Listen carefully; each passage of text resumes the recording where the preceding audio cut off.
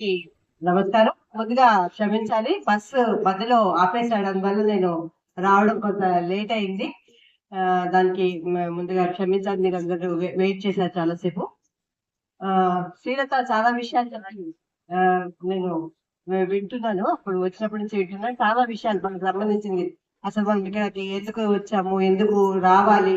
మనం ఏం చేయాలి? ఇలాంటివి కొన్ని విషయాలు చెప్పింది.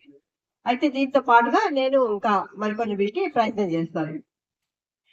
ఈరోజు ఇక్కడ ఈ సదస్సు పెట్టడానికి ముఖ్య కారణం మన వచ్చే నెల 25, 26 తారీఖుల్లో కరీంనగర్ జిల్లా సిఐటియు మహాసభలు ఉన్నాయి. దానికి ముందుగా మనము ఈ శ్రామిక మహిళ సమాజం వాళ్ళు వేసుకున్న బట్టలను బట్టి మగవాళ్ళు ఇట్లా అంటే వాళ్ళదే తప్పు ఆడవాళ్ళదే ఈ రకంగా ప్రవర్తిస్తారు కాబట్టి మగవాళ్ళు అట్లా ఆడవాళ్ళ పైన అత్యాచారాలు చేస్తారు అనేది కొంతమంది అవగాహన లేక ఇది మగవాళ్ళని పుట్టిస్తా ఉంటారు ఆడవాళ్ళ మీద.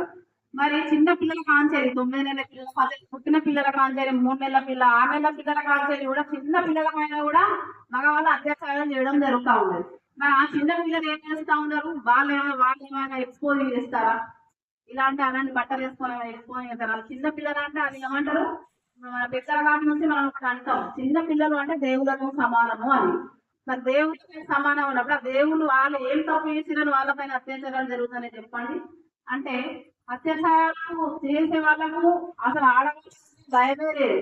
అత్యాచారాలు చేయడం అంటే